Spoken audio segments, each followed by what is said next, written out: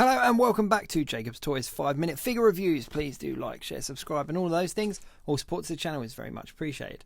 In this video we are taking a look at Master Mordo from the Marvel Legends wave of Doctor Strange and the Multiverse of Madness figures. Now Mordo is a very interesting character indeed, so let's jump straight in and take a look at him. So first of all, let's have a look at the figure. He comes with the right arm of Rintar, the build figure, same as the other arm, just an arm and a closed fist. And then he comes with a whole stack of accessories. So he comes with a bunch of extra hands. So you've got 2 closed fists. You've also got 2 of these kind of trigger fingers, as we call them. You've got the 2 hands on him, which are like the open ones. You've got this really cool kind of crossbow thing. And you've also got this staff kind of stick thing as well. So there's a whole bunch of accessories that come with this figure. But the actual figure itself is really nice. The sculpting on him is superb. He comes with his kind of cape kind of coat thing, and obviously his robes as well. And from what I can tell, all of the sculpting on this figure is new, bar maybe the trousers underneath the skirt there. I can't really see him close enough. But he is really cool. We've obviously had a Mordo figure from the original Doctor Strange film, so this is the earlier release here, and you can see the improvements they've made over time. Now what's really interesting about the Mordo, Carl Mordo his name is, what's really interesting about him is he was like the Ancient One's kind of right hand man in the original film, and he would help her kind of go around and recruit new sorcerers, etc. But then when he found out about her like taking power from the dark dimension, he kind of his values were questioned. And we saw him kind of at the end of the film going about, like, you know, basically his mission was to restore balance and kind of go around and find sorcerers and strip them of their powers because of where those powers came from. So to see Carl Mordo back in the Multiverse of Madness is really exciting, because he's obviously going to be a lot more advanced. There's been a number of years that have passed since we originally saw him, and I think he is going to be gunning for Doctor Strange. I think he is definitely going to... I don't for a second think he's going to be an ally of Strange. I think he is definitely going to cause him some issues. Now the figure itself, as I said, is really cool. There's a lot of sculpting that's gone into him. Obviously the head sculpt is incredibly detailed in comparison to the previous version.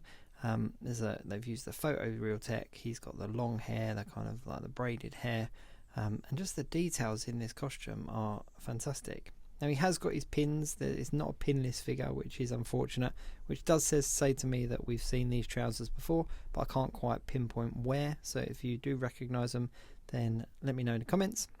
But everything about him is just really cool. I can't wait to see what he looks like in the film, and I know we've seen him in the trailers, so it'll be really cool to see what his role is in the actual film. The fact that we've got a figure of him does say to me that he's going to have a semi-decent role to play in the movie, so it'll be interesting to see what he does and where this crossbow comes into play, for example. It's really interesting when you get accessories with figures that you can't quite pinpoint what they're for and where they're from. Same as the sword that came with Wong, you've got this stick and this crossbow for Mordo. Now the box does say Master Mordo, where obviously beforehand he was just known as Carl Mordo. So Master Mordo implies that he has perfected his art and he is now a much more powerful sorcerer than he was. And from the looks of the markings on this stick, I think that's definitely something to do with the mystic arts. He's a lot of fun to pose. The articulation on him is pretty good, considering he's got robes and a cape like coat thing. The articulation is what you would expect from a figure, a 6-inch male figure. Here is the Doctor Strange from the same wave, so you can see them side by side. Now something to definitely point out is the significantly larger feet on Mordo. They seem to be a lot longer and a lot flatter than those on Doctor Strange, which is just a bit bizarre, but maybe that's a design choice because of the size of the figure and the kind of weight of the cape and stuff.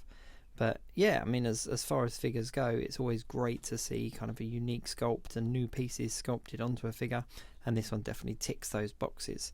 If you're a Doctor Strange fan, or you're a fan of the MCU, I think Master Mordo is definitely worth picking up, because I think he's going to have quite a significant part to play. I think we're gonna see him do something in the film that shapes the way the plot goes. I think he's definitely going to have something to say about Scarlet Witch, and obviously Doctor Strange and where he's got to and all the things that he's been up to. But as far as a figure goes, he's going to be a really cool one to photograph. I can't wait to get him behind a camera. The details on him are just second to none. There's so much there to unpack. That's about it for my 5-minute figure review. Please do like, share, subscribe and all those things. All support to the channel is very much appreciated. And do check out my channel for the rest of the wave. I'm doing 5-minute figure reviews on all of the figures in this wave. And keep your eyes peeled for Mordo showing up in Doctor Strange Multiverse of Madness. So, till next time.